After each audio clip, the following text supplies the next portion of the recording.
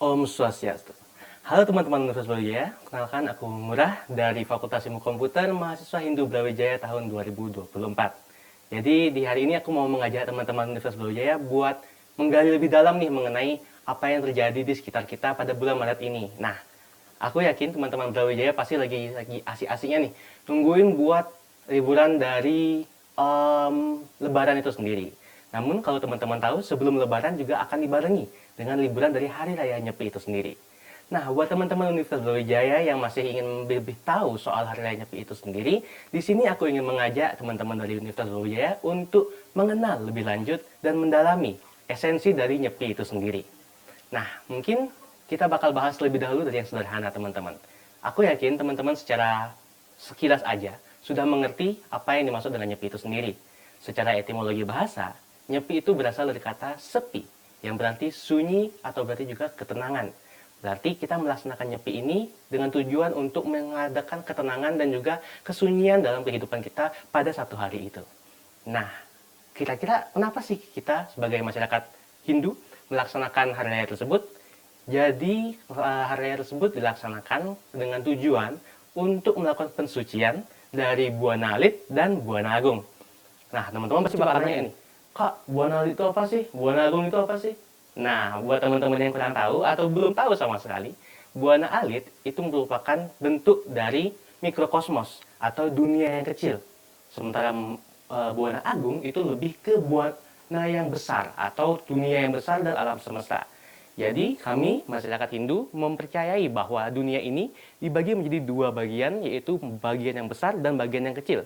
Bagian yang besar itu alam semesta, dewa, hewan, dan lain sebagainya yang ada di dunia ini. Sementara untuk mikrokosmos itu lebih ke ekosistem yang ada di diri kita sendiri, yaitu lebih ke makhluk hidupnya, seperti itu. Jadi buat pemahaman dari mikrokosmos dan makrokosmos, Buana dan Buana Agung kira-kira seperti itu. Jadi tujuan kita menyucikan lingkungan kita dan juga mensucikan diri kita sendiri pada Hari Raya Nyepi ini dengan tujuan untuk menyambut yang namanya Tahun Baru Saka. Nah, buat teman-teman, Tahun Baru Saka itu merupakan kalender dari kami umat Hindu itu sendiri yang sudah dipakai oleh umat Hindu semenjak, kalau pengetahuan aku ya, dari zaman kerajaan Mataram kuno. Jadi udah lumayan lama nih kalendernya digunakan untuk merayakan Tahun Baru umat Hindu. Seperti itu teman-teman. Nah, mungkin teman-teman bakalan nanya lagi nih, kira-kira setelah kita melakukan pensucian itu, kenapa kita melakukannya dalam hal menyepi seperti itu? Jadi teman-teman, dalam melaksanakan kesejahteraan yang suci bisa dibilang, kami dari masyarakat Hindu, terutamanya di Bali, khususnya di Bali, itu melaksanakan nyepi berdasarkan dari landasan filosofi luhur dari masyarakat Bali itu sendiri, yang harus menyertakan 3 hal, yaitu Satyam, Siwam, dan Sundaram. Satyam berarti kebaikan itu sendiri atau kebenaran, Siwam berarti kesucian, dan Sundaram berarti keindahan. Itu berarti segala aspek dari kehidupan masyarakat Hindu, apalagi kalau merayakan hari raya, itu harus dilaksanakan dengan tata cara yang baik dan benar, sesuai dengan ajaran Dharma, dan juga harus dilaksanakan dengan tujuan yang suci, atau dengan perbuatan dan tindakan yang baik dan benar, sesuai dengan kesucian yang ada. Dan selain itu juga kita harus mengindahkan hal-hal yang sudah kita atau akan kita lakukan ke depannya. Nah, teman-teman semuanya, kalau membahas soal nyepi, pasti kita bakal kepikiran nyepinya aja. Namun sebelum itu kita ada beberapa fase yang harus dilakukan dalam pelaksanaan Hari Raya Nyepi itu sendiri. Ada fase melasti, yaitu adalah saat dimana di desa-desa, khususnya di Bali, karena saya dari Bali, jadi saya memberitahukan pengalaman saya di Bali. Di desa-desa di Bali itu yang namanya pratima. Nah, teman-teman kalau pengen tahu nih pratima itu apa, itu semacam arca yang merupakan simbolis dari tempat dewa atau leluhur berstana sementara untuk dibawa ke laut agar disucikan. Nah, kalau dari kami masyarakat Hindu percaya bahwa pensucian sesuatu hal itu semuanya berasal dari laut dengan tujuan untuk sekaligus mengambil tirta amerta atau tirta yang dipercaya memiliki kesaktian atau kekuatan dalam pensucian. Makanya kami sebelum kita melaksanakan perayaan Nyepi itu sendiri, kita melakukan melasti terlebih dahulu, di mana kita melakukan persembahyangan dan melakukan pensucian pratima pada pinggiran pantai atau pada pinggiran laut, dan juga sekaligus mengambil air laut itu tersebut atau tirta yang merupakan bentuk dari simbolis tirta Amerta itu sendiri. Nah, selain Melasti teman-teman, kita juga punya banyak lagi penangkaian-rangkaian umum yang ada di Hari Raya Nyepi seperti Tawar Kesange, Nyepi itu sendiri, dan juga Ngembak Geni. Mungkin kalau misalnya kita lebih lanjutnya bakalan kita bahas di segmen berikutnya. Terima kasih teman-teman.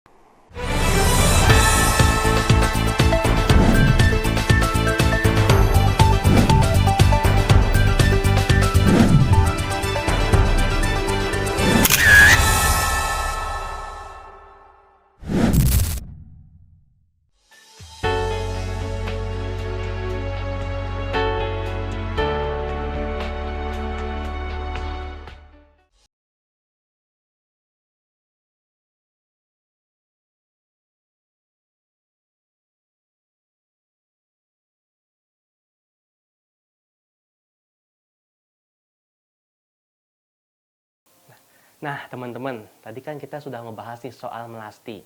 Tadi juga aku sempat mention tuh, ada yang namanya Tawar Kesange. Nah, kalau kita lanjut ke Tawar Kesange, itu merupakan bentuk dari upacara butayatnya nih.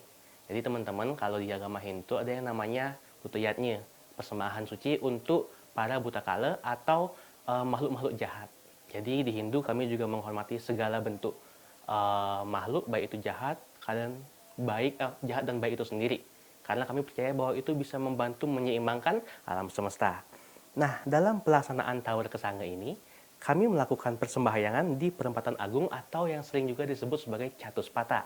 Biasanya, hal ini dilakukan dengan makna dan maksud untuk membayar, menebus, dan mengembalikan keseimbangan alam semesta itu sendiri. Biasanya ini dilakukan melalui persembahan-persembahan suci, yaitu yatnya itu sendiri, biasanya menggunakan sesajen atau apapun yang kita punya pada saat itu sebagai persembahan suci. Intinya adalah kita tulus ikhlas dalam melakukan persembahan tersebut. Nah, teman-teman semuanya, Tawar Kesange ini biasanya akan disertai pula dengan pengerupukan dan juga pencaruan ogoh-ogoh. Nah, teman-teman pasti bingung lagi nih, pengerupukan itu apa? Pencaruan itu apa? Tapi yang pasti aku yakin teman-teman udah tahu ogoh-ogoh itu apa. Nah, kalau kita lanjut setelah kita membahas Tawar Kesange, itu ada pengerupukan. Kalau pengerupukan itu merupakan bentuk dari masyarakat Hindu melakukan upacara atau persembahyangan sehari sebelum dilaksanakannya Nyepi itu sendiri. Saat upacara ini biasanya masyarakat-masyarakat Bali, Hindu Bali maksud saya, itu melakukan bunyi-bunyian dan juga menghidupkan api yang berfungsi untuk mengusir buta kala atau makhluk jahat dari lingkungan kita, yaitu rumah kita sendiri. Biasanya masyarakat Hindu Bali melakukan hal ini di lingkungan kecil, yaitu rumahnya sendiri, namun ada juga yang melakukan di Banjar atau di desanya sendiri. Nah, setelah melaksanakan pengerupukan itu, biasanya di sore hari ya teman-teman, barulah kita melakukan yang namanya pencaruan dan juga ritual mengangkat ogoh-ogoh itu sendiri. Nah, kalau mencaru, itu merupakan upacara persembahyangan juga yang menggunakan sesajen mirip seperti Tawar Kesange tadi. Namun, kalau Tawar Kesange itu kan lingkupnya besar, jadi di perempatan yang gede gitu. Tapi kalau misalnya mencaru, kita melakukannya itu di rumah kita sendiri, di pura kita masing-masing yang ada di rumah. Jadi, setelah kita mensucikan, membuat sesajen dengan tujuan untuk menjaga keharmonisan dan juga keseimbangan di rumah kita sendiri, barulah kita mengangkat ogoh-ogoh yang merupakan representasi dari buta kala itu sendiri sebagai bentuk bahwa kita akan melakukan pensucian dan menghilangkan sifat-sifat jahat dari lingkungan kita sendiri dan diri kita sendiri. Nantinya, ogoh-ogoh ini akan diarak atau diangkat keliling desa yang pada akhirnya akan dibakar sebagai bentuk pensucian dari sifat-sifat jahat dan diharapkan dapat menghilangkan sifat-sifat jahat dari lingkungan dan juga masyarakat di Bali itu sendiri, khususnya Hindu Bali.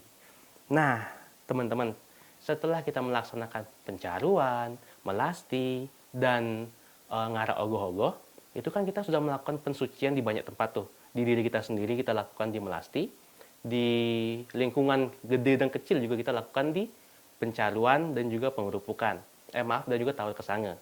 Nah, setelah melaksanakan semua itu, esoknya lah kita melakukan hari raya Nyepi, di mana kita melakukan pemadaman api dan juga tidak berkegiatan sama sekali selama 1 hari. Dalam pelaksanaan Nyepi itu sendiri, kita juga mengikuti apa yang dinamakan dengan catur berata penyepian. Jadi, karena tujuan kita untuk mensucikan diri kita sendiri, kita berfokus dalam meditasi dan juga melakukan apa yang dinamakan sebagai refleksi dari diri kita sendiri.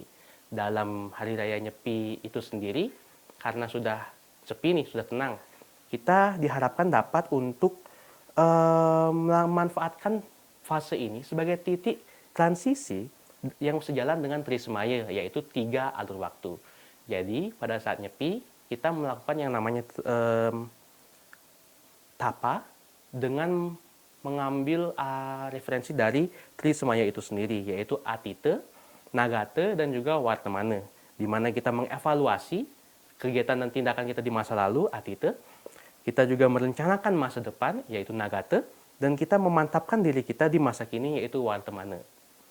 Nah, dalam pelaksanaan Nyepi itu sendiri, masyarakat Hindu, seperti yang aku katakan tadi, melaksanakan catur berata penyepian, yaitu amati geni, tidak melakukan atau menghidupkan api dan cahaya, termasuk lampu, termasuk handphone, dan lain sebagainya.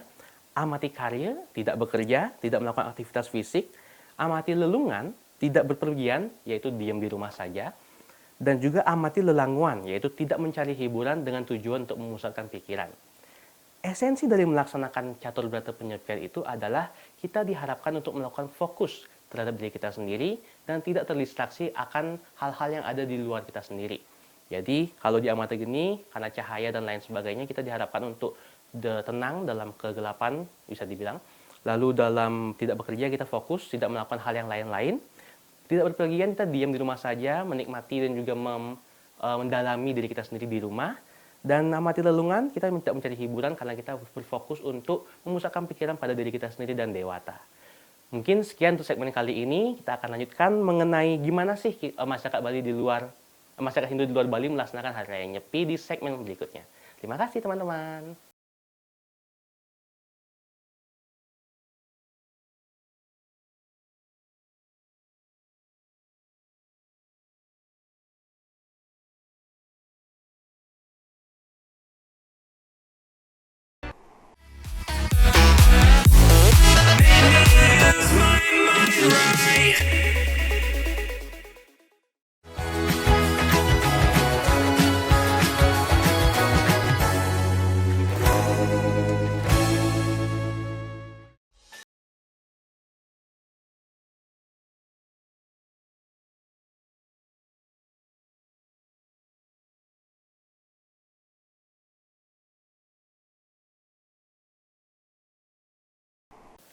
Nah, teman-teman, setelah kita membahas makna dari catur berata penyepian itu sendiri, kita bisa mengetahui nih kalau umat Hindu pada saat Hari Raya Nyepi itu ditujukan untuk mengendalikan nafsu dengan melakukan yang namanya semedian dan juga tapa untuk menguatkan sifat ketenangan dan juga kesucian serta yang namakan kejernihan pikiran.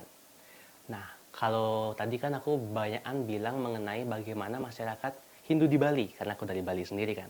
Jadi aku sudah nanya ke teman-temanku, wawancara singkat lah, mengenai bagaimana sih kehidupan masyarakat Bali atau masyarakat Hindu di Indonesia yang di luar Bali itu sendiri.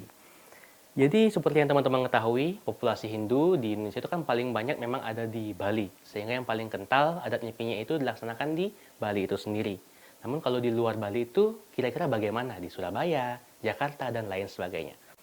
Kebetulan kemarin aku sudah melakukan sedikit wawancara dengan temanku di Jakarta asalnya dan tumbuh di Jakarta, yaitu Strivi Facani. Kemarin aku nanya mengenai gimana sih pelaksanaan Nyepi di sana, apakah tetap ribut dan lain sebagainya, atau ada pemanfaatan budaya yang lain kayak gitu.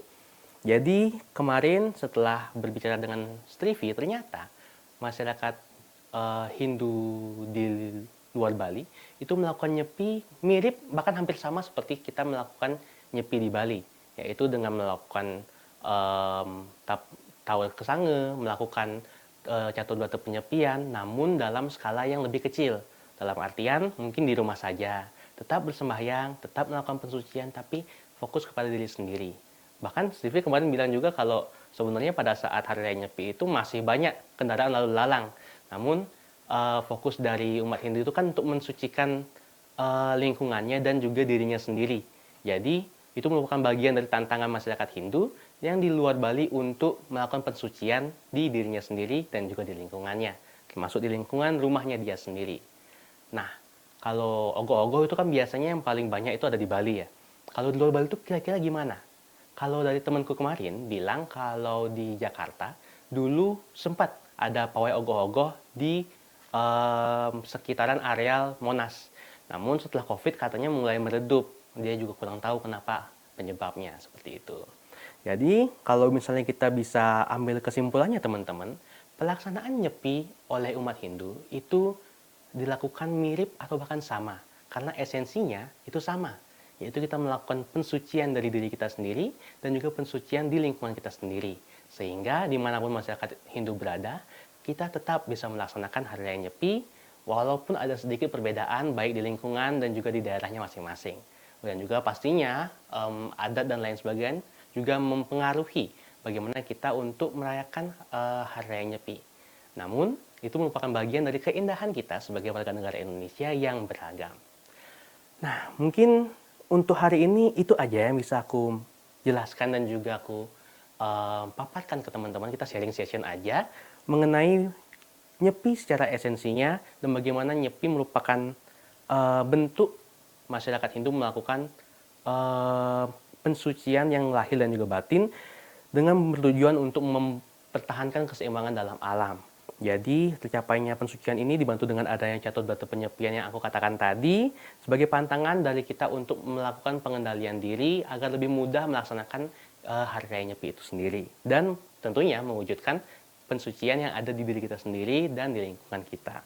Selain itu, pelaksanaan Hari Raya Nyepi ini juga dapat dilaksanakan oleh semua umat sedharma yang ada di seluruh Indonesia tanpa melihat jarak dan lain sebagainya, jauh atau di luar Bali dan lain sebagainya. Jadi semua orang bisa mengikutinya.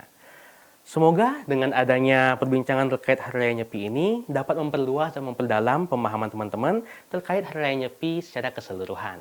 Mungkin sekian yang bisa aku sampaikan ke teman-teman semuanya. Kalau seandainya aku ada salah kata dan lain sebagainya, mohon dimaafkan karena aku juga cuman mahasiswa seperti teman-teman yang menonton. Mungkin itu saja untuk hari ini. Sampai jumpa di segmen berikutnya. Om Santi Santi Santi Om.